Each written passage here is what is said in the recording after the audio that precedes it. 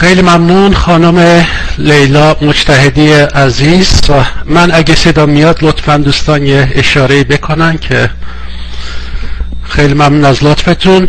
و با سلام حضور همه عزیزانی که امروز در این اتاق بسیار پرمایه حضور دارن و بالاخص حضور دوست متفکر و فرهیخته جناب یوسف عزیزی بنی طرف. من واقعا خیلی مستفیض شدم از فرمایشات آقای بنی طرف. خیلی بحث مفصلی ارائه دادن در مورد نژاد پرستی به صورت عمومی و در مورد کیس مخصوص ایران. دیگه من نمیدونم خودم در چه موردی صحبت کنم، خصوصا اینکه خانم لیلا مجتهدی هم با اون اضافه هایی که فرمودن، صحبت هایی که کردن حول همین مسئله، دیگه چیزی برام نمونده.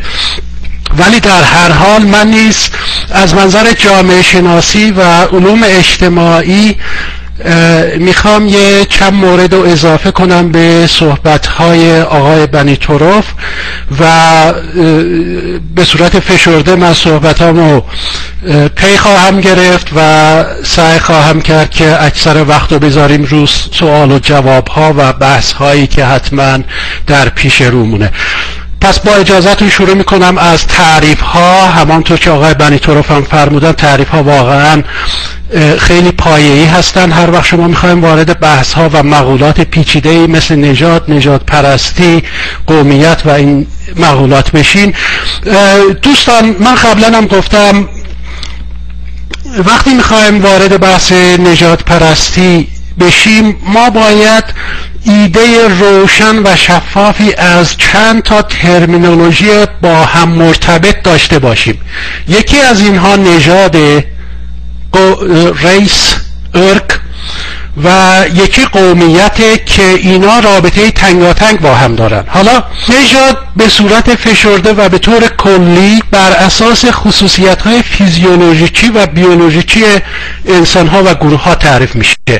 مثلا مثل شکل و شمایل بدن، سایز و اندازه جمجمه، همانطور که آقای بنی طرف فرمودن، رنگ پوست، رنگ موی سر، رنگ چشم و مسائلی از این قبیل. قومیت ولی در رابطه با خصوصیات و ویژگی‌های فرهنگی تعریف میشه، مثل زبان، مثل مذهب، مثل عادات و سنن و رفتارهای فردی و نیز اجتماعی. حالا این تعریفی که از نژاد بر اساس فیزیولوژیک و عناصر فیزیولوژیکی و بیولوژیکی به دست آمده بود، میشه گفت از حدوداً از 1950 رفته زیر ذره‌بین نقاد دانشمندان علوم اجتماعی و نیز علوم بیولوژیک، بدین شیوه که اینا به این نتیجه رسیدن که اون بحث هایی که به صورت جوهرگرایانه انجام می گرفت حول مسئله نژاد از طریق ژنتیک اهمیت خودشونو از دست دادند، بدین معنا که واقعا شما وقتی به دقت مطالعه میکنین و تحقیق میکنین میبینین که در واقع یه نژاد وجود داره و اون هم نژاد انسانیه از لحاظ ژنتیک. البته متغیرهایی وجود دارند، ژنتیک ورییشن وجود داره در میان تمام گروه های انسانی، ولی این متغیرها به حدی نیستند که شما شناسایی کنین مثلا گروه های انسانی مختلف و بر اساس ساختار و ماهیت ژنتیکی اونا مثلا بگین این گروه آریایی و این مثلا ژناش فرق میکنه با گروه نمیدونم آریایی با گروه ترک و عرب و اینا در واقع چیزهای زبانی هستند، مقولات دیسکورسیو و گفتمانی هستند، در زبان ساخته میشن، اصلا هیچ ربطی به مسئله بیولوژی و ژن و ماهیت ژنتیک ندارن. بنابراین نژادی که الان در مجامع علمی مد نظره در واقع نژاد از منظر سیاسی و اجتماعیه. Race as a social construction. نژاد به مثابه یه ساخته شدگی اجتماعی، یه ساختار اجتماعی. ساختار رو به کار ببریم در نبود واژه مناسب با سوشال کانستراکشنیسم.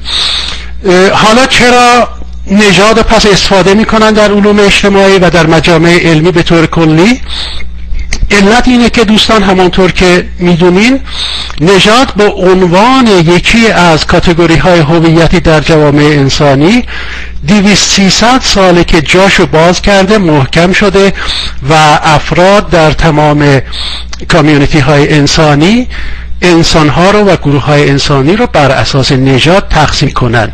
حالا با اینکه نژاد علمی scientific race واقعا وجود خارجی و عملی نداره، ولی چون انسانها متضرر میشن و یا فایده مند میشن، نفع به دست میارن بر اساس طبقه بندی های نژادی، به همین جهت همون کاتگوری نژاد هم در علوم اجتماعی، علوم انسانی پابرجاست و مونده و در جامعه شناسی هم به عنوان یکی از متغیرهای اساسی استفاده میشه، مثلا مثل طبقه اجتماعی، مثل جنسیت، و نژاد هم یکی از این هاست. بعد از این که در مجامع بیولوژیک و علمی ثابت شد که نژاد ساینتیفیک یا علمی وجود نداره، گروه های مسلط در جوامع مثل آمریکا سریعا دست به کار شدن و فتوا دادن که از این به بعد نباید اصلا کلمه نژاد رو به کار برد. ولی گروه هایی که همیشه زیر ضربه نژاد پرستانه جریانات حاکم بودن اعتراض کردن به این مسئله. مثلا بند معروف آفریقایی آمریکایی پروفسور کورنل وست کتابی نوشت در 1992 و گفت که Race Matters، نژاد هنوز هم مهمه، عنوان کتاب ایشون بود و ایشون اشاره کردن به اهمیت سیاسی و اجتماعی و نیز عدالت خواهانه مقوله نژاد. نژاد مهمه برای اینکه نژاد پرستی در همه جوامع وجود داره. حالا شما نمیتونید بیاین بگین که مثلا نباید از نژاد صحبت کرد چون دیگه این به لحاظ علمی و ساینتیفیک کارش تمومه و اصلا کسی که از نژاد صحبت میکنه خودش نژاد پرسته و از این قضایا. اینا رو در واقع خود نژاد پرست ها در آمریکای شمالی استفاده کردن این حیله ها رو و شیوه ها رو و این امتحاناشون رو پس دادن. پس نژاد وقتی مد نظر قرار میگیره به طور کلی از منظر سیاسی، اجتماعی و جامعه شناسانه است که مورد تجزیه و تحلیل قرار میگیره، نه از منظر بیولوژیک و ژنتیک. این خیلی که در نظر گرفته بشه. و حالا که تعریف مختصری از نژاد و قومیت دادیم، سوال این میشه که تعریف نژاد پرستی چیه؟ نژاد پرستی در واقع بر اساس ترکیب علامت‌های هر دو هویت، یعنی هویت قومی و هویت نژادی حاصل میشه و همین نژاد پرستی خودش رو در رفتارهای گروهی، جمعی، فرهنگی، فردی، نهادی، مؤسسه‌ای و دولتی نشون میده.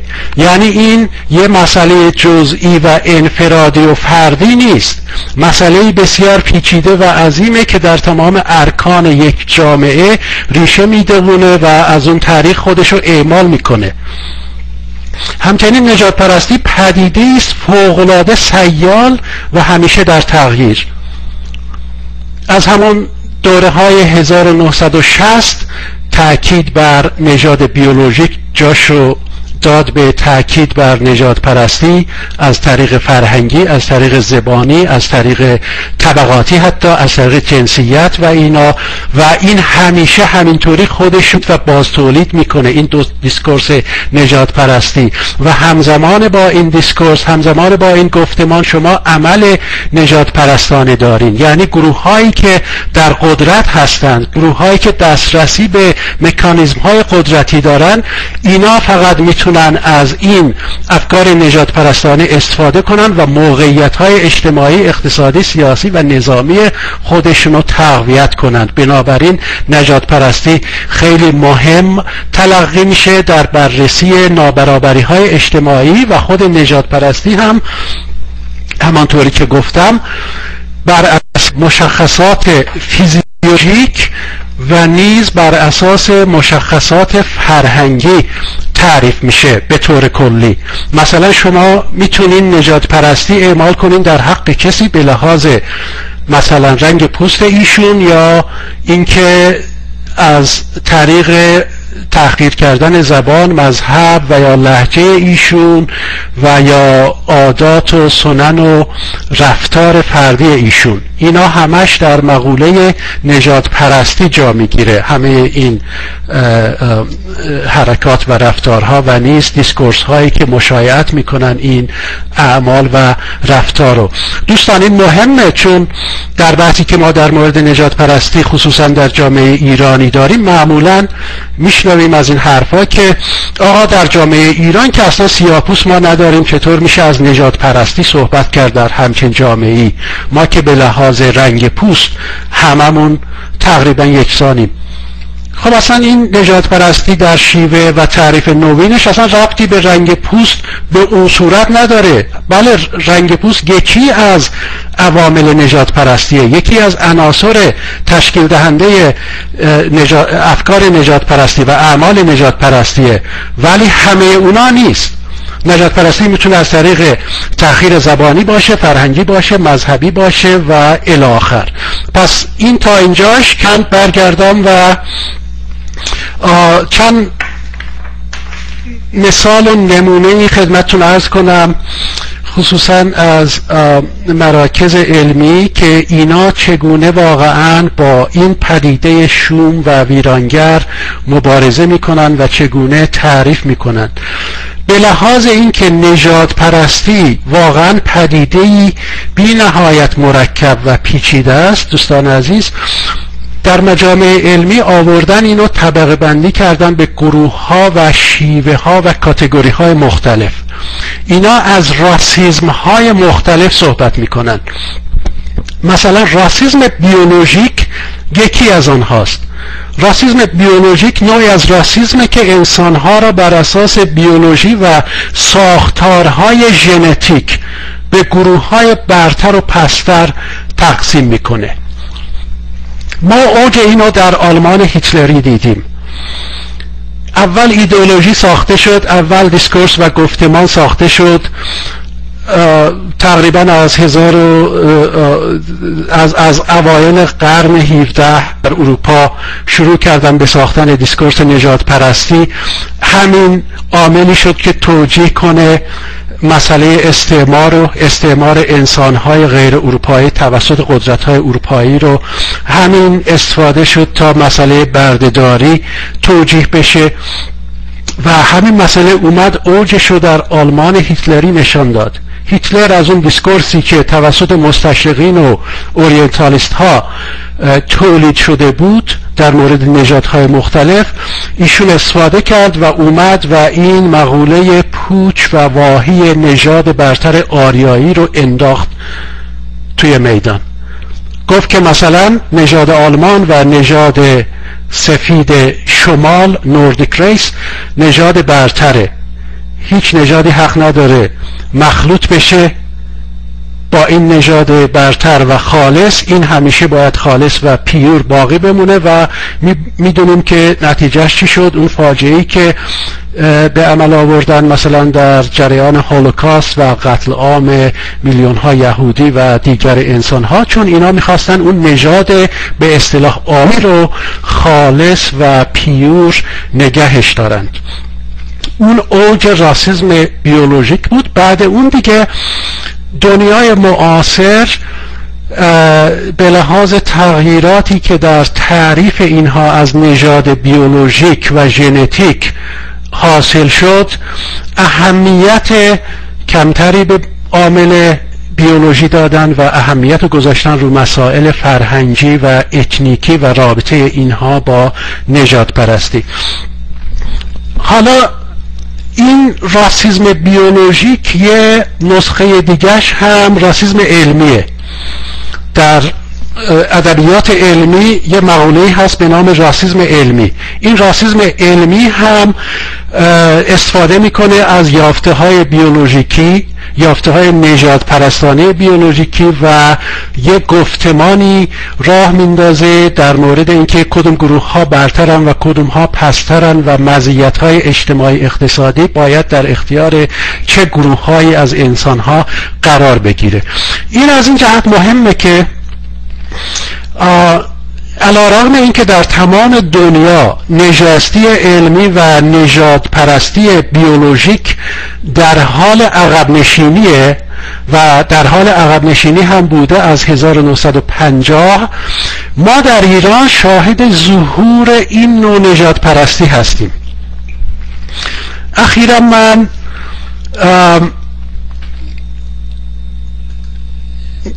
دوستان ایمیل کردن یه دو تا مقاله که در مقالات به اصطلاح علمی ژورنال های علمی دانشگاه تهران چاپ شده و من به عنوان مثال خدمتتون عرض میکنم که چگونه مثلا در مجامع علمی ایرانی الان اینا دارن برمیگردن به این نوع راسism بیولوژیک و به اصطلاح راسism علمی. یه مطلبی برای من فرستاده بودند از آقای دکتر مازیار اشرفیان بناب که ایشون گویا عضو هیئت علمی پژوهشکده باستانشناسی سازمان میراث فرهنگی ایرانند. حالا من اجازه بدین همینجا لینک صحبت ایشون رو هم ببینم اگه میشه بفرستم خدمتتون که بعد نگن که بدون مدرک و سند صحبت کردیم. دوستان اگه تونستین اینو بازش کنین و یه نگاهی بندازین به مصاحبه این جناب دکتر مازیار اشرفیان بناب. ایشون میگه در اون مصاحبه و من نقل قول میکنم نزدیکی ژنتیکی بین اقوام ساکن در فلات ایران و از سوی دیگر خاص بودن این محتوای ژنتیکی در فلات ایران به قدری ملموس و غیر قابل انکار است که حتی به کار بردن کلمه اقوام را در مورد جمعیت‌های ساکن در فلات ایران با شک و تردید روبرو می‌کند. به این معنی که آنچه باعث تمایز ژنتیکی گروه‌های انسانی می‌شود تا بتوان آنها را به صورت اقوام تمایز یافته در زمان و مکان خاص تصور کرد ابداً در محتوای ژنتیکی ایرانیان اعم از فارس و آذری و لر و بلوچ و ترکمن و غیره دیده نمی شود. و بعد من یه تحقیق انجام دادم رو همین شخص و در دانشنامه ویکی‌پدیا هم یه مقاله گذاشتن در خصوص ایشون و اونجا هم ایشون گفته که یا اونایی که اینو براش ساختن گفتن که یکی از حوزه های تحقیق ایشون در واقع تحقیق در مورد شناسایی the origin of Aryans, Indo-Iranians and Indo-Aryan race theory. یعنی ایشون میخوان چند و چون تئوری نژاد آریایی رو پیدا کنن از طریق این تحقیق‌های ژنتیک و بیولوژیکشون. حالا من اینو اینجا اشاره کردم بهش برای اینکه این خیلی مهمه. اولا اینکه به لحاظ بیولوژیک و ژنتیک خیلی مشکله که شما بیاین گروه نژادی بعضی از انسانها رو مشخص کنید، چون همانطور که قبلا گفتم مقولاتی مانند نژاد، قوم، ملت، ملیت، هویت ملی، هویت جمعی، هویت اتنیکی، اینا همش مقولات جامعه شناختی هستند. الان ما نباید از اقوام مختلف در فلات ایران صحبت کنیم. یعنی شما بیسوادی محض و مطلق یک دانشمند ایرانی رو ببینین. شما الان در این کشورهای اروپایی، در شمال آمریکا، در این کانادا برین به یه محصل دبیرستان بگین که مثلا تعریف نژاد چیه، تعریف قوم چیه، اقوام چیه، شما خواهید دید که اصلا اینا به درستی تشخیص میدن که این کاتگوری های هویتی مقولاتی جامعه شناسانه هستند که با علوم انسانی و علوم اجتماعی مربوطن. کسی که نمیاد اینا رو به ژن و نمیدونم ساختار ژنتیک و این چیزها ربطش بده. حالا این آقا میگه که اصلا باید واژه اقوام هم کنار گذاشت. ما با همچین اجتماعاتی روبرو هستیم و با همچین افرادی.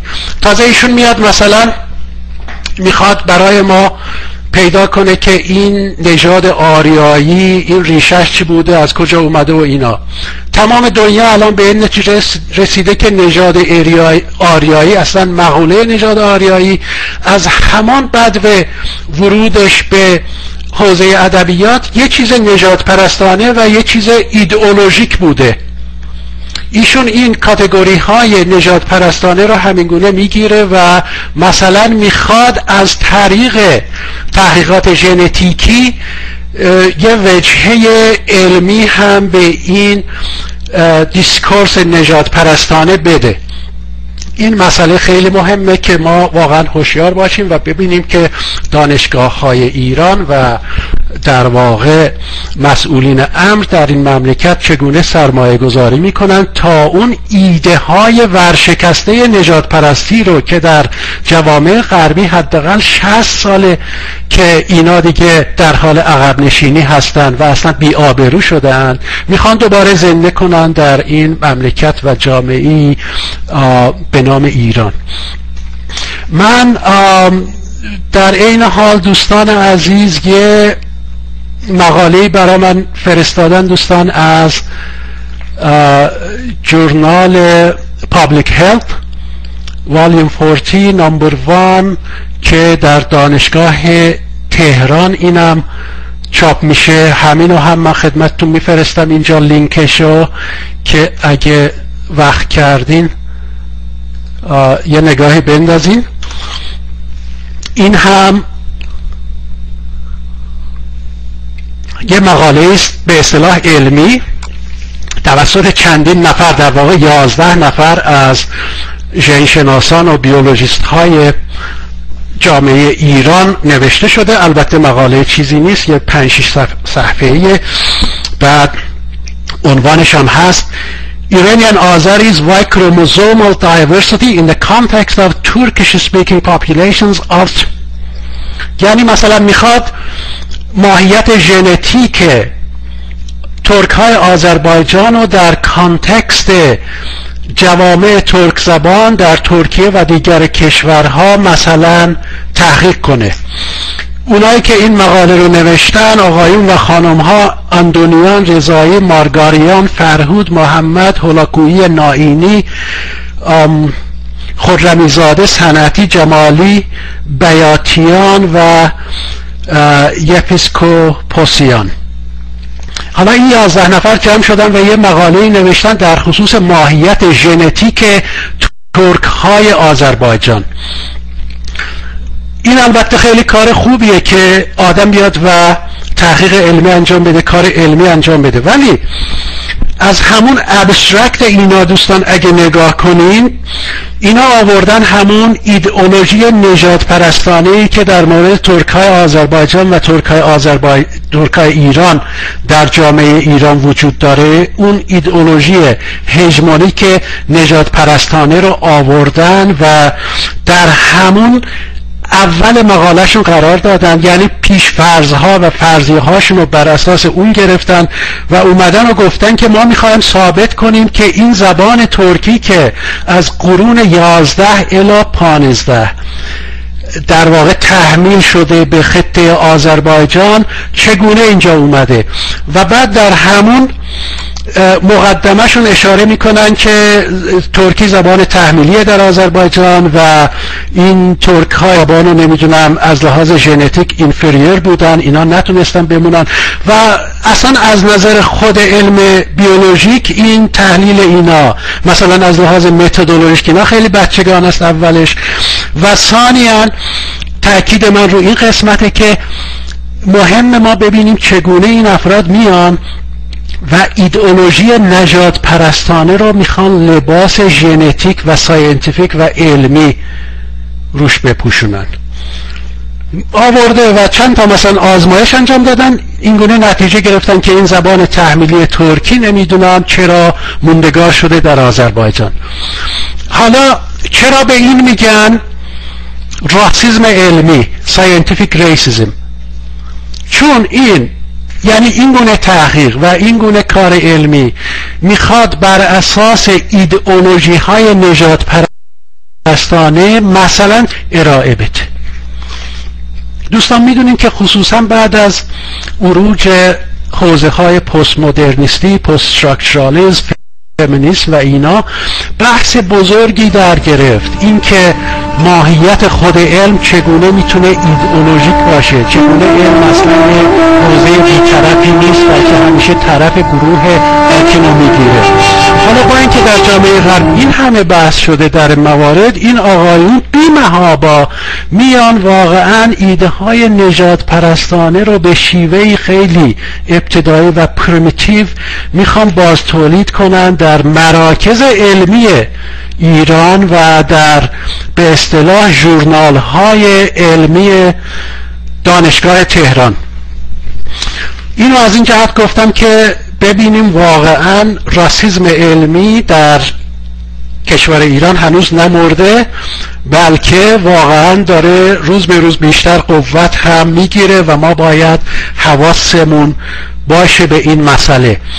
راههای مبارزه چیه بر علیه این؟ راههای مبارزه همینه که ما افشاشون کنیم، همینه که ما بیایم بگیم که آخه انسان حسابی، قوم، نژاد، ملت، ملیت، جمعی، حقوق ملی، حقوق فردی، حقوق زبانی، حقوق فرهنگی، جمعیت فرهنگی، جمعیت اجتماعی، اینا مقولات جامعه شناسانه هستند. شما چطور میتونی اینا رو از طریق ژنتیک تجزیه و تحلیل کنی؟ بحثی خنده‌دارتر از این هم میشه. در واقع واقعا مرغ پخته هم به خنده میفته از این کارهای دانشمندان ایرانی ما. یه ورژن و نسخه دیگه راسism دوستان عزیز، راسism سیستمیکه. این نوع راسism از طریق ارگانهای دولتی و نهادهای گروه حاکم اعمال میشه، مثلا از طریق آموزش و پرورش، از طریق میدیا، ادبیات رسمی و غیر رسمی، همان گونه که آقای بنی طرف واقعا این همه مثال آوردند از ادبیات راسیستی جامعه ایران و ادبیات غالب فارس.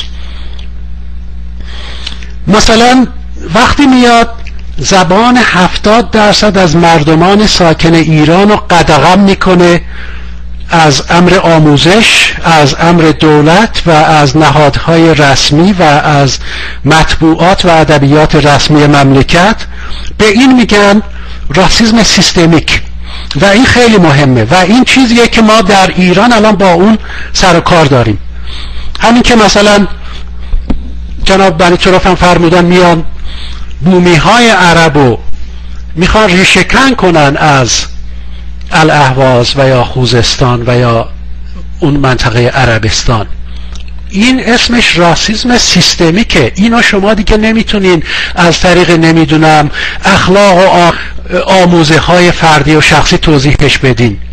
برای اینکه شما اینو بفهمین باید بفهمین که راسism سیستمیک و سیستماتیک نهادی شده چگونه در یه جامعه پیاده میشه و چگونه عمل میکنه. این هم دوستان اشارش مهمه، چون اخیرا ما صداهایی میبینیم که این خودش مبارکه از میان فرهیختگان فارس، افرادی مثل دکتر صادق زیبا کلام و دیگران میان و میخوان ماهیت فاشیستی این جریان راسیستی در جامعه ایران رو افشا کنن تا حدودی.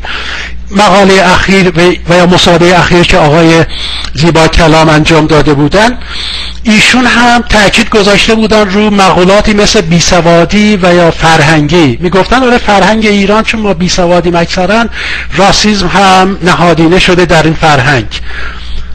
با اینکه مثبت همین تا همین قد هم گفتن این مسئله رو، ولی باید در نظر گرفت که این در واقع این نوع تجزیه و تحلیل لاپوشی میکنه مسئله راسism سیستمیک در جامعه ایران رو که از طریق دولت حاکم در وهله اول پیاده میشه، بعد از طریق روشنفکران و گروه حاکم پیاده میشه، از طریق اونایی که تحمیل شده به 70% جامعه پیاده میشه، از طریق شاعران و نویسندگان و به اصطلاح روشنفکران این قوم حاکم پیاده میشه که چون اینا خودشون هم به لحاظ پسیکولوژیک، هم به لحاظ روانی، هم به لحاظ اقتصادی و آموزشی و هم به لحاظ اینتלקچوالی روشنفکری گری مزیت میبرن از این مسئله راسism در ایران، فایده میبرن، امتیاز داره برای اینا. خب نمیخوان افشا بشه این مسائل، میخوان اون راسism پابرجا بمونه و هیچ کس حرفی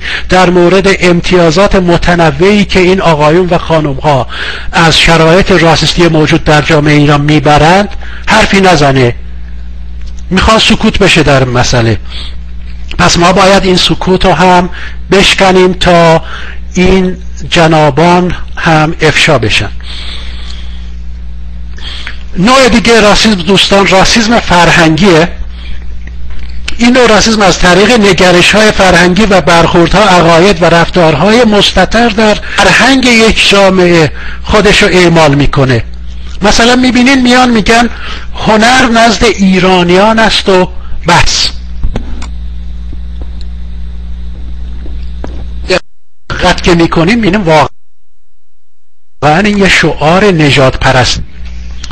این که یکی بیاد بگه مثلا هنر پیش قوم منه، خب این مسئله نداره. وقتی اون بس رو اونجا میاره در ادامهش، یعنی این دگرسازی میکنه. اونایی که مثلا جزو ایرانیان حساب نمیشن بی هنر محسوب میشن و این یه نگرش راسisتی فرهنگی، یعنی بخشی از فرهنگ عامیانه و حاکم در جامعه ایران شده.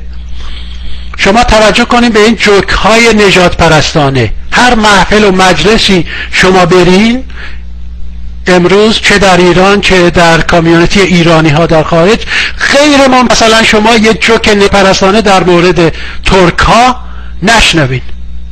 خب این یه راسism فرهنگیه که واقعا نهادینه شده در فرهنگ این قوم و در فرهنگ این جامعه.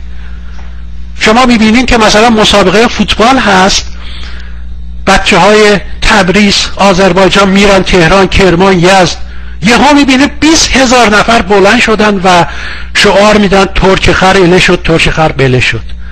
به این میگن نژاد پرستی نهادینه شده فرهنگی و این واقعا افتضاح در جامعه‌ای که دم از نمیدونم تمدن میزنه، دم از نمیدونم حقوق بشر میزنه و 2500 سال تاریخ میزنه.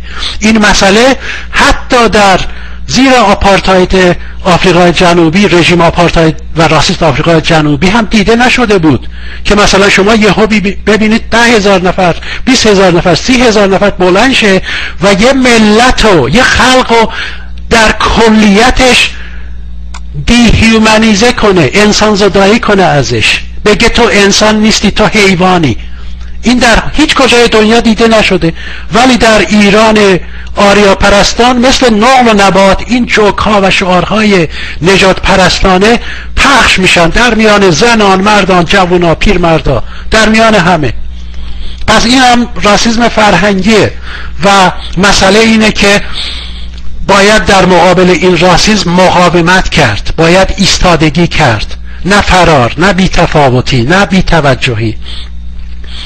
یکی از مکانیزم هایی که این راسism خودشو پابرجا نگه میداره همینه که به من و شما القا کنه که وقتی شما موضع میگیرید در مقابل رفتار و اعمال نژاد پرستانه یکی از افراد قوم حاکم، شما دیگه مترقی نیستی، متفکر نیستی، متجدد نیستی، روشنفکر نیستی. ای بابا متعصب شدی تو هم که. بله، این تعصب از نوع خوبشه تا تو این نژاد پرستی تو اعمال نکنی بر علیه انسان ها، چون وقتی تو این کارو میکنی اراده اونا رو میشکنی، انسانیت اونا رو زیر سوال میبری، کرامت انسانی اونا رو میشکنی. باید که در مقابلت ایستاد و دوستان ما، هموطنان ما باید موضع بگیرن در مقابل این افکار راسیستی. از جوک‌های به اصطلاح فرهنگی گرفته تا نمیدونم نیشخندها و زهرخندهای نژاد پرستانه تا شعارهای نژاد پرستانه، اینا باید موضع گرفته بشه. در یه جامعه متمدن اگه 10 نفر بلند بشن در یه جایی به یه ملتی بگن مثلا فلان خر، تمام روشنفکرای اونا شما خواهید دید که اطلاعیه خواهند داد، موضع خواهند گرفت، مسئله به رادیو، تلویزیون، میدیا کشیده خواهد شد، به دادگاه سپرده خواهد شد. ما در همچون جامعه زندگی میکنیم که الان در اوج افکار نژاد پرستی قوتوره و در اینها شما 2 مقاله هم نمیتونید پیدا کنید در ادبیات، کل ادبیات فارسی 2 مقاله چه ترجمه باشه چه اوریجینال شما پیدا نمی کنید که در افشای ایدئولوژی ها و رفتار نژاد پرستانه در میان ایرانیا باشه. چرا؟ برای همینه که پابرجا و پایدار مونده این دیسکورس نژاد پرستی در جامعه ایران، چون اجازه ندادن که شما اونو افشاش کنین. نژاد پرستی تا زمانی که افشا نشه، تا زمانی که با زبانی شفاف و به صورتی شفاف موضع گیری نشه جلوش، خب میمونه و رشد میکنه. همه فاجعه‌ایه که الان ما در جامعه ایران شاهدشیم. نوع دیگه راسیسم دوستان عزیز، راسیسم زبانیه. اینا همه شاخه های مختلف راسیسم کلی و عمومی هستند، ولی در مجامع علمی، در دیپارتمنت های جامعه شناسی خصوصا، برای اینکه بشه این مقوله ویرانگر رو به درستی مطالعه کرد، اینا آوردن و راسیسم رو به شاخه ها و شعبه های مختلف تقسیم بندی کردند. یکیشون هم راسیسم زبانیه، از طریق تحمیل زبان خود و گروه خود به دیگران و نیز از طریق منع و تحقیر زبان دیگران اعمال میشه. مثلا میبینین روشنفکرای این جماعت حاکم چقدر ژست‌های دموکرات مآبانه میگیرن. آقا در جامعه ایران آخه ما این بحث ها رو نداریم که همه آزادن دیگه. نه عزیزم، شما زبانت حاکم شده به 70% جمعیت اون کشور. این چگونه روشنفکر بودنه که شما متوجه این مسئله هم نیستی؟ مثل این میمونه که مثلا در جامعه مردسالار ایران اینها رژیم اسلامی آورده این همه مزیت داده به مردان، حالا مردهای اون جامعه میان ژست‌های عدالت خواهانه و برابری طلبانه میگیرن و اصلا این مسئله رو اشاره هم نمی کنن که به خاطر طینت و سرشت مرد سالارانه این جامعه ایران من صاحب مزیتم به عنوان یک مرد. پس اولین کارم باید این باشه که نقد کنم و افشا کنم این موقعیت مزیتدار خودمو. بعد میرسیم به حقوق دموکراتیک، بعد میرسیم به صحبت از دموکراسی و حقوق بشر و نمیدونم سیستم سیاسی دموکراتیک. یعنی شما از اینجا باید شروع کنید. بخش دیگه راسیسم زبانی مسئله لهجه گرایی و لهجه پرستی و اکسنتیزمه. یکی از مکانیزم هایی که از طریق اون گروه حاکم سلطه پسیکولوژیک، روانی و نیز اقتصادی اجتماعی فرهنگی خودش رو اعمال میکنه از طریق همین به اصطلاح لهجه مسلطه، dominant accent. اینو جوری تبلیغ میکنه که شما اگه به لهجه مثلا تهرانی الان صحبت نکنین، فارسی رو، از خودتون خجالت بکشین. فکر کنین که مثلا شما سوادتون کمه، چون به لحاظ روانی خودش هم این فکر رو میکنه. گروه های راسیست و افراد راسیست وقتی میبینن گروه های اقلیت نگه داشته شده، به حاشیه رانده شده، نمیتونن زبان اینا رو مثل خود اینا صحبت کنند، یه نوع برتری پسیکولوژیک و روانی به اینا دست داده میشه. در جوامع مختلف برای اینکه شما ساختار زدایی بکنین از این شیوه فاشیسم، معمولا انسان‌های فرهیخته میان همون زبان و لهجه دامیننت رو با لهجه سعی میکنن صحبت کنن. به این هم میگن bastardization of the dominant language، یعنی اون زبان رو بی پدر و مادر میکنی، ابهت اونو میشکنی وقتی از زبان خودت لغات و واژه ها رو داخل اون زبان میکنی، در حین محاوره و صحبت عادی و رسمیت سعی میکنی اون شوکت و عظمت نژاد پرستانه و برتری طلبانه و عظمت طلبانه لهجه مسلط رو بشکنی. این هم فاجعه کمی نیست در جامعه ایران. آقای دکتر براهانی صحبت میکرد، میگفت که جناب احمد شاملو تا آخر عمرش آقای غلام حسین ساعدی کرد، کسی که اون همه خدمت کرده به زبان فارسی، هرگز به عنوان یه مثلا متفکر نرمال و عادی جامعه ایران و جامعه فارس شناخته نشد. چرا؟ چون فارسی رو به لهجه صحبت میکرد. پس باید در مقابل این نوع نژاد پرستی اکسنتیزم، نژاد پرستی که بر اساس لهجه و طرز گویش و طرز بیان، باید در مقابل این هم ایستاد و باید اون مقوله باستردایزیشن رو داخل ادبیات فارسی هم کرد که این آقایون و خانوم‌ها متوجه بشن که ایران یه جامعه چند زبانه است و چون مثلا من ترک از همون اول زبان مادری رو یاد گرفتم و ماهیچه های زبان و دهان من در واقع شکل گرفته بر اساس آواها و صداهای زبان مادری من، مجبور نیستم فارسی رو بیام به لهجه چال میدونی صحبت کنم تا ایشون خوشحال بشن و بگن که به به حالا اینم شده دانشمند، ببینیم بدون لهجه صحبت میکنه. پس مقاومت از این طریق شکل میگیره و ما باید اینو شکل بدیم و هم در نوشته هامون نیز باید ما ادغام کنیم عناصر زبانهای غیر فارسی رو در متون فارسی تا اون هژمونی و شوکت عظمت طلبانه راسism زبانی شکسته بشه. نوع دیگه راسism دوستان عزیز مقوله است به نام راسism روزانه، everyday racism. من اینا انگلیسیشون هم میگم که دوستان اگه خواستن گوگل کنن اونجا گوگل کنن ببینن که چقدر تحقیق شده در مقابل تک تک اینا. قربانیان راسism در واقع هر روز با این نوع نژاد پرستی دست به گریبانن. همینطور که گفتم این مسئله جوک های نمیدونم قومی و نژادی و نژاد پرستانه، جناب بنی طرف گفتند هر محفلی شما وارد میشین اونجا باید یک چیزی بشنوید بر علیه خلق عرب، ملت عرب، مردمان عرب زبان.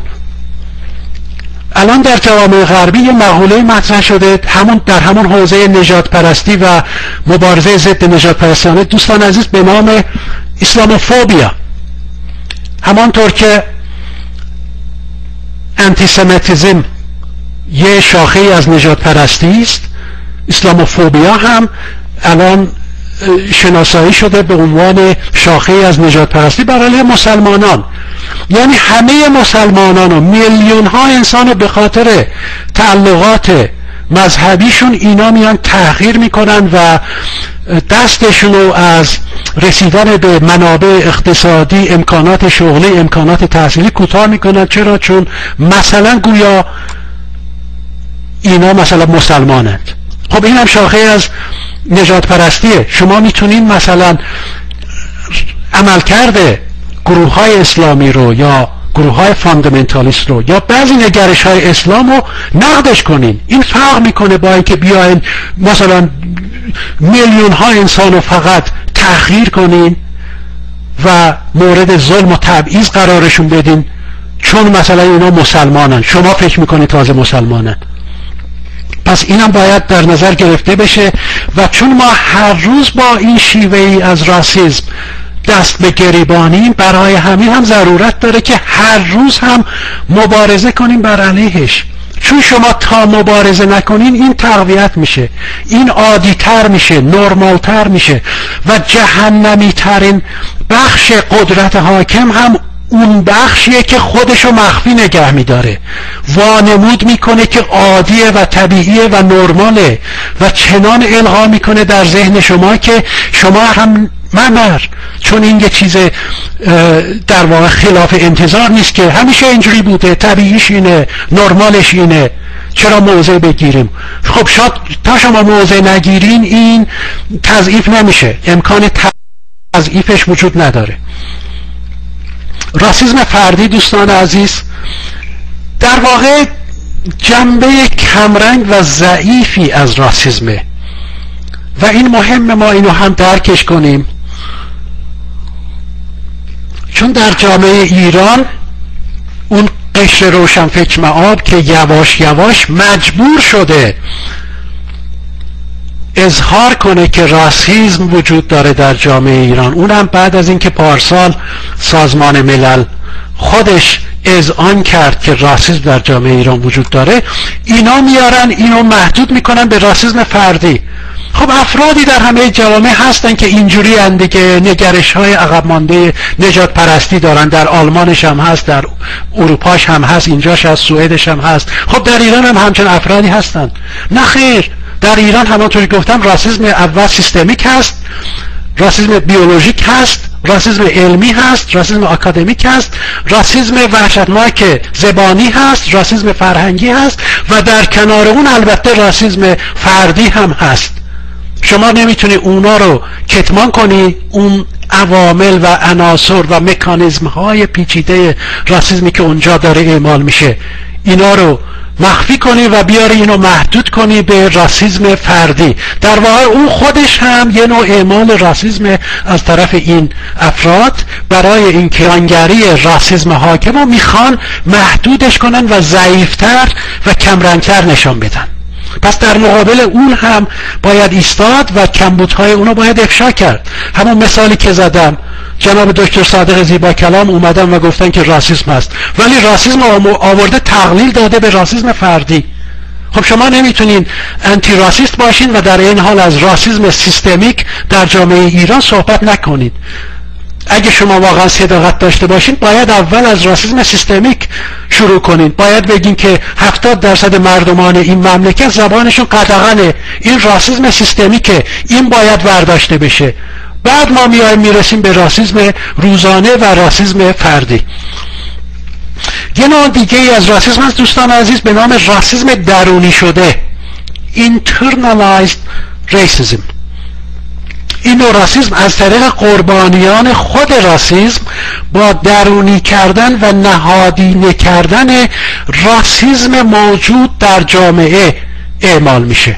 زبان که آذری یه اصطلاحی داریم به نام مانگورت که مثلا به این افراد میگیم خطاباً و در زبانهای دیگه هم هست، مثلا در میان یهودها اینا یه اصطلاحی دارن به نام self hating Jew، یعنی اون یهودی که از خودش از مردمش متنفره.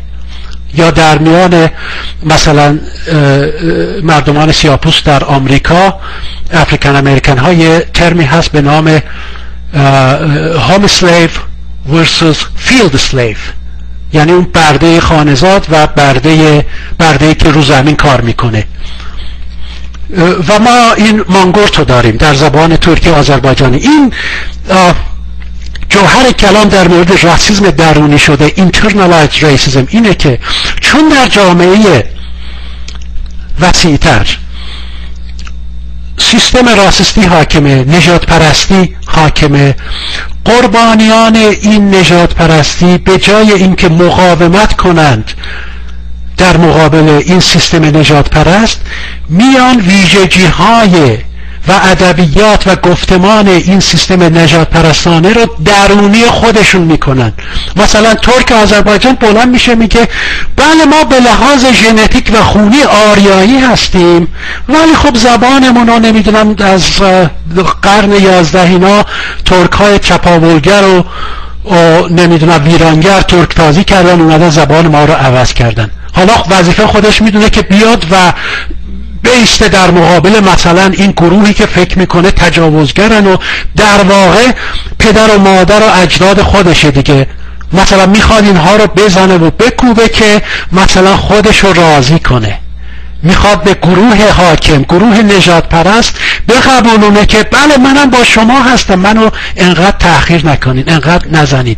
این که ما نیستیم. مثلا اینا میان میگن وقتی میگن ترک غرب ماها، آقا منظورشون ماها نیستیم که، ماها که آذری هستیم. اینا به ترک‌های ترکیه میگن این حرفا رو.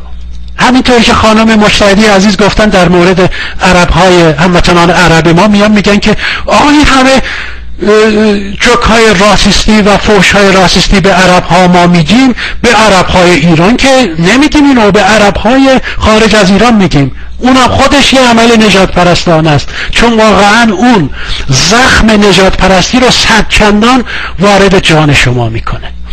پس اون هم مهمه که در نظر گرفته بشه. و من اینجا اضافه کنم وقتی ما در زبان ترکی مانگورت میگیم، بعضی اینو اشتباه میگیرن، میگن فرض کنین این یک کاتگوری هویتیه. بعضی از آذری ها میگن آقا ما فارسی، ما آریایی هستیم. خب اون حق دموکراتیک اوناست، ما اصلا هیچ مسئله با این نداریم. من خودم هم اصلا موافق و پشتیبان این مسئله هستم، چون انسان ها آزادند که برای خودشون هویت تعریف کنند. این دیگه تعریف واقعا جدید از هویته.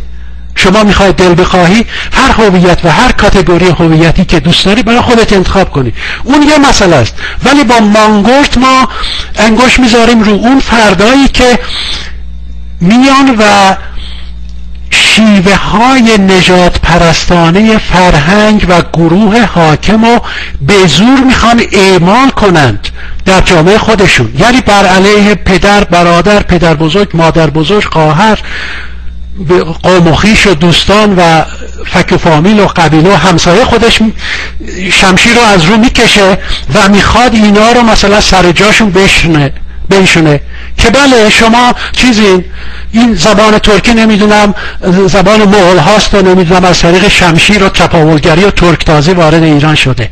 ما به این قشر از اونایی که راسism و درونی خودشون کردن در جامعه ایران، اون واقعا افتادند زیر شمشیر راسism آریایی و فکر میکنم مثلا از لحاظ علمی چیزی به نام نژاد آریا وجود داره. حالا حتما این نژاد آریا خونش خیلی پررنگتر از نژاد ترک و عرب و کرد و دیگرانه و اینا میخوان از قافله عقب نباشن و سریع برن بپیوندن به اون نژاد برتر آریایی.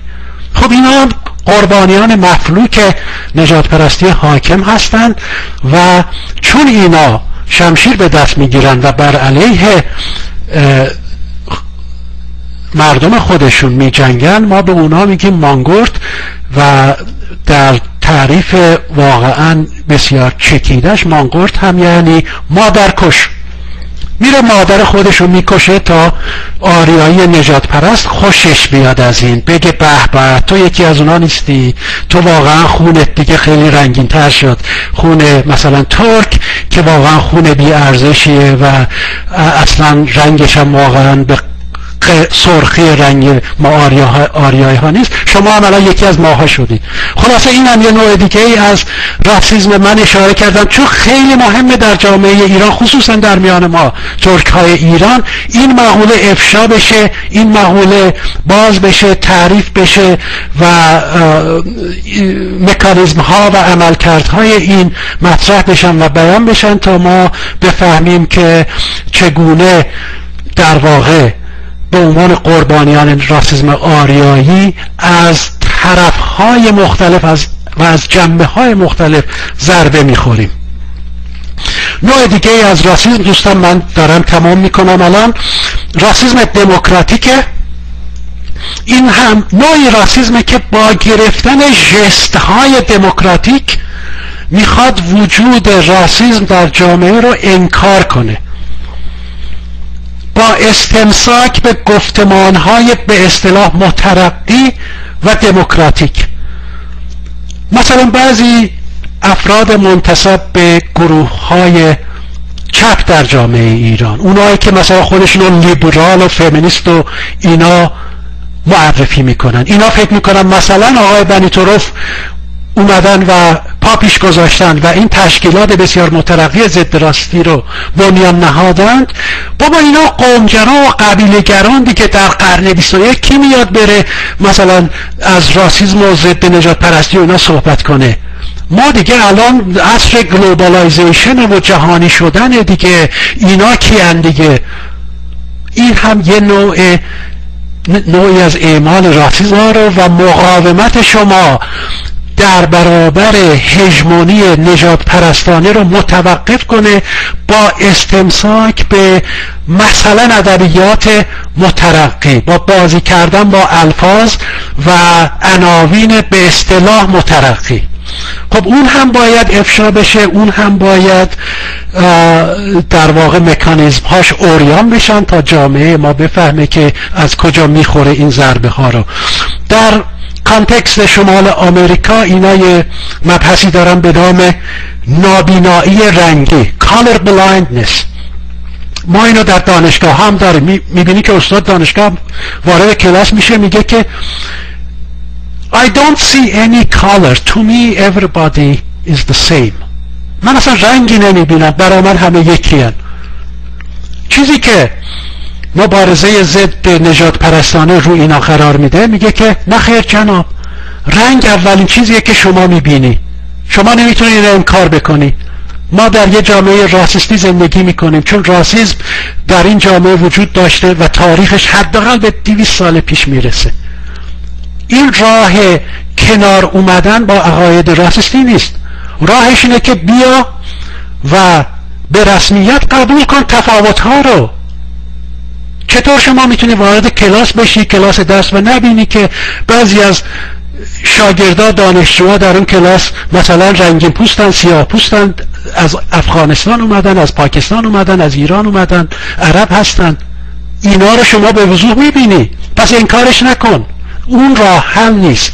و این دوستانی که به لحاظ برخورداری از ادبیات راسیسم دموکراتیک میخوان مثلا ماها رو عقب مانده حساب کنن و خودشونو خیلی مترقی حساب میکنن، دیگه فکر میکنن مثلا 4 تا پاراگراف از مارکس، اون هم از زبان دیگران این ور اون ور شنیدن، دیگه میشه چراغ راه مترقی بودن و انسانهایی که بر علیه این پدیده شوم و ویرانگر نژاد پرستی در جامعه ایران مبارزه میکنن، اینا رو مثلا بیاین مسخره کنیم، مواد و درکشون رو بکشیم زیر سوال چون اینا مترقی نیستن. نه خیر، همون مارکس و انگلز هم در زمان خودشون اصلا خیلی انسانهای مترقی بودن و مسائل راسیستی هیچ وقت از نظر اونا هم دور نمونده.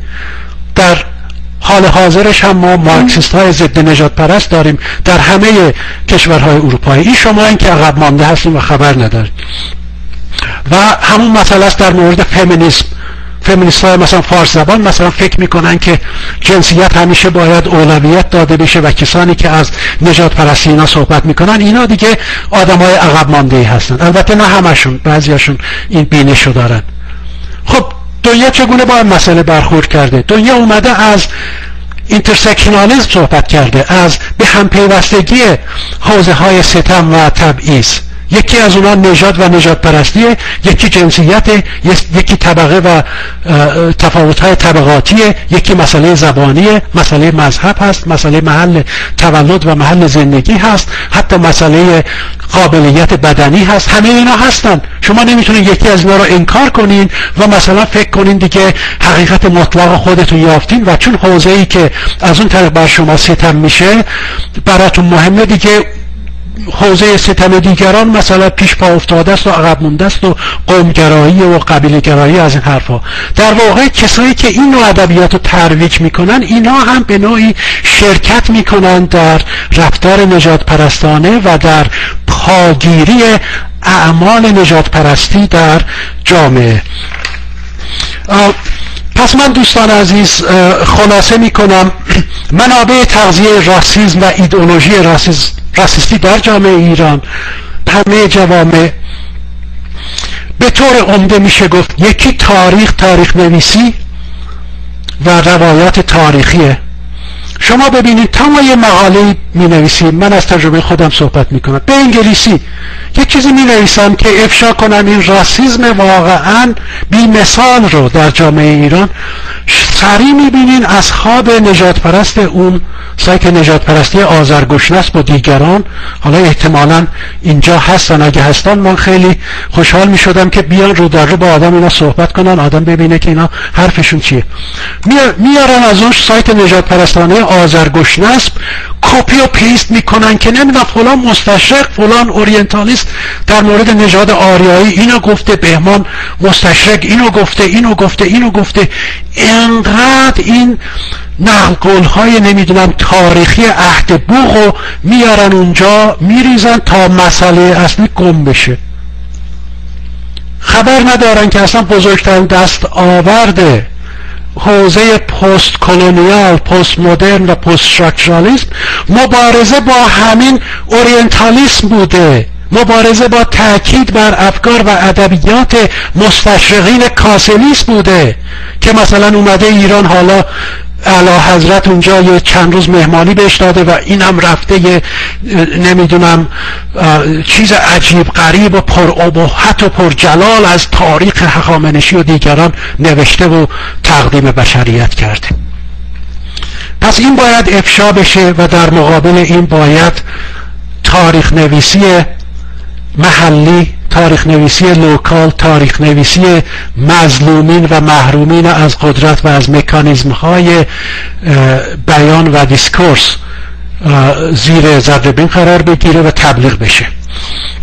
حوزه دومش حوزه ادبیات که دوست فرهیخته جناب بنی طرف واقعا حق مطلب رو ادا کردن، چیزی برای من نمیمونه که اینجا بگم، فقط میخوام اشاره کنم که همانطوری که جناب بنی طرف گفتن در حوزه نقد ادبی، حوزه نقد ادبی ایران یکی از محروم ترین حوزه هاست از نظر علمی. به صورت منسجم و سیستمیک چیزی اینا نتونستن ارائه بدن، علی رغم این که ما انسانهای زحمتکش و متفکری مثل دکتر براهنی در این عرصه داشتیم، متاسفانه اینا نتونستن به صورت سیستمیک عقاید نژاد پرستانه در ادبیات زبانی، ادبیات شعری، روایت نویسی، تاریخ نویسی، مسافرت نویسی، سفرنامه نویسی، اینا نتونستن به صورت منسجم یه تئوری ارائه بدن و افکار نژاد پرستانه‌ای که از طریق این ژانر تزریق جامعه میشد اینا رو به افشاش کنن. متاسفانه این نشده، با اینکه امثال دکتر براهنی و دیگران خیلی زحمت کشیدن در این عرصه. چند روز پیش دوستان، من در یک جلسه بودم، یکی از همون مانگورت های خودمون یه شعری خوند از عارف قزوینی که زبان ترک از برای از قفا کشیدن است، صلاح پای این زبان ز مملکت بریدن است. بعد برمیگرده میگه مثلا میخواد ادعای منتقد ادبی بودن بکنه، برگشت اونجا به جمع حاضر گفت که شما اینو اصلا شعر حسابش میکنین؟ خب بعضیا گفتن خب شعر دیگه، در هر حال غزل، بعضیا گفتن اینو و اونه و اینها. گفت نه، من اینو شعر حسابش نمی کنم، چون بر اساس داده های نقد ادبی مدرن، پست استراکچرالیست، پست مدرن، این اصلا شعر نیست. مثلا زشتی اینو شما ببین، در یه بیت این دوبار از استفاده کرده، زبان ترک از برای از قفا کشیدن است. من دیگه خودمو نتونستم نگه دارم، گفتم جناب عزیز شما واقعا اسم خودتو گذاشتی منتقد ادبی و اولین چیزی که به ذهنت خطور میکنه وقتی این شعر رو میخونی همینه که این آقا دوتا از استفاده کرده در یه بیت. گفتم آخه مرد حسابی، این نژاد پرستی فاشیستی اصلا میباره از این بیت. این زبان لبریز از نژاد پرستی. شما چطور اینو نمیبینی و تاکید میکنی که دوبار از استفاده شده، پس این شعر نیست؟ و میخوام بگم که این واقعا حکایت حال منتقدین ادبی ما بوده. حتی اینا نه از یافته های پست مدرنیست در عرصه نقد ادبی، پست استراکچرالیست در عرصه نقد ادبی فهم درستی استفاده کنن. فکر میکنن تا شما بیای افشا کنی نژاد پرستی در یه متن ادبی رو، سکسیسم در یه متن ادبی رو، راسism و هوموفوبیا در یه متن ادبی رو، شما دیگه شدی سیاسی. بعد همین آقا برگشت به من گفت خب آقای اصغرزاده ما آخه سیاسی نیستیم که، نمیخوایم سیاسیش کنیم، رو مسائل تکنیکی تاکید میکنیم. من گفتم خب پس حق نداری خودتو منتقد ادبی مدرن معرفی کنی. منتقد ادبی مدرن زنده یاد ادوارد سعید بود. شما ببینین اومد اورینتالیسم رو نوشت و در واقع کاسه کوزه این راسیست های مستشرق و اورینتالیست و شرق شناس رو ریخت رو آب. به اون میگم منتقد. راسیسم آورده، دخالت داده در کارهای ادبیش، در نقاشیش، در فیلم هایی که میسازه در مورد مردمان شرق میانه. به اون میگن نقد ادبی. ژاک دریدا آورده کانتریبیوت کرده، گفته که دیکانستراکت کن، شالوده شکنی کن، ساختارزدایی کن از متنی که داری نقدش میکنی. ساختارزدایی از چی؟ از نگرش نژاد پرستانه‌ای که در متن هست، از نگرش سکسیستی که در متن هست، از نگرش برتری طلبانه‌ای که در متن هست. به این میگن نقد ادبی. بله، در کنار اون به مسائل تکنیکی هم بپرداز، بفرما و نشون بده که بله این اصلا سلیقه شعر گفتن هم نداشته، دوتا از در یه بیت استفاده کرده. ولی این منتقدین ایرانی همه این دستاوردهای عظیم رو رها کردن در عرصه نقد ادبی و چسبیدن به این که مثلا فلان آقا اگه به جای کاما نقطه میذاشت در انتهای این جمله، یه اثرش میشد یه اثر پست مدرنیستی. آقای عزیز، پست مدرنیسم اصلا چه ربطی به این داره؟ پست مدرنیسم یه حوزه‌ایه که به ما مکانیزم های مبارزه با ساختارهای ظلم کننده گفتمان را یاد میده. نشون میده که چگونه شما میتونید بکشی بیرون این ساختارهای راسیستی رو از درون متن میکشی بیرون و میاری زیر روشنایی تا دیگران ببینن که راسیسم، فاشیسم، سکسیسم، برتری طلبی چگونه اعمال میشه در یه اثر ادبی. چالش شما اینه. چالش شما این نیست که به من بگی مثلا فلان آقا باید نقطه میذاش به جای کاما، به جهنم که نقطه گذاشته. این هم شد نقد ادبی. دوستان عزیز، حوزه دیگه حوزه آموزش و پرورشه. راسیسم و اندیشه و ایدئولوژی راسیستی از طریق این حوزه خودش رو اعمال میکنه. در کیس مخصوص ایران همین که شما میبینین زبان 70% مردمان قدغنه و اینو هم وزیر آموزش پرورش خودشون گفتن که 70% دو زبانه هستن و این دو زبانه بودن هم یه کلمه کدداریه برای اینکه در واقع غیر فارسن. فارس که هیچ وقت نمیره زبان دیگری رو یاد بگیره به لحاظ امتیاز زبانیش، یعنی هیچ وقت اون ضرورت رو نمیبینه. این دانش آموزان غیر فارسن که در کنار زبان مادریشون باید زبان مسلط و حاکم و هم که فارسی باشه یاد بگیرن. خودش اونجا نشون میده اولا اینکه به لحاظ سیستمیک کردن زبان مردمان و نیز خودش رو اعمال میکنه از طریق تحریف تاریخ مردمان غیر فارس، از طریق تحقیر اجداد و ریشه های نژادی این مردمان، از طریق تحقیر آداب و رسوم و شیوه لباس پوشیدن و طرز راه رفتن و صحبت کردن و لباس پوشیدن این مردمان. پس این هم باید مد نظر قرار بگیره و نهایتاً مسائل علمی، تحقیق علمی و تحقیقات به اصطلاح بیولوژیک که داره مد میشه در دانشگاه‌های ایران. انگار جریانات نژاد پرست و نیروهای نژاد پرست در این جامعه کم بودن، حالا 4-5 تا بیولوژیست هم افتادن میدان که مثلا تنور این ایدئولوژی نژاد پرستانه رو گرمش نگه دارن.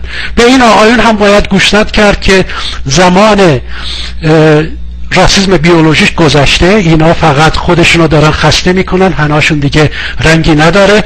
ولی برای اینکه این کار انجام بشه ماها باید فعالیت کنیم، باید افشا کنیم، باید مدام نقد کنیم این اعمال، رفتار و ادبیات نجات پرستانه رو، ایدئولوژی نجات پرستانه رو که مدام در اون فرهنگ ایران و در جامعه ایران تولید و باز تولید میشه. دوستان عزیز، خیلی ممنون از صبر و حوصله‌تون. من اینجا تمام میکنم و مشتاقانه منتظر شنیدن سوالات و نظرات انتقادی شما عزیزان هستم. با تشکر از زحمات شما خانم لیلا مجتهدی عزیز، من با اجازهتون میکو آزاد میکنم. خیلی ممنون.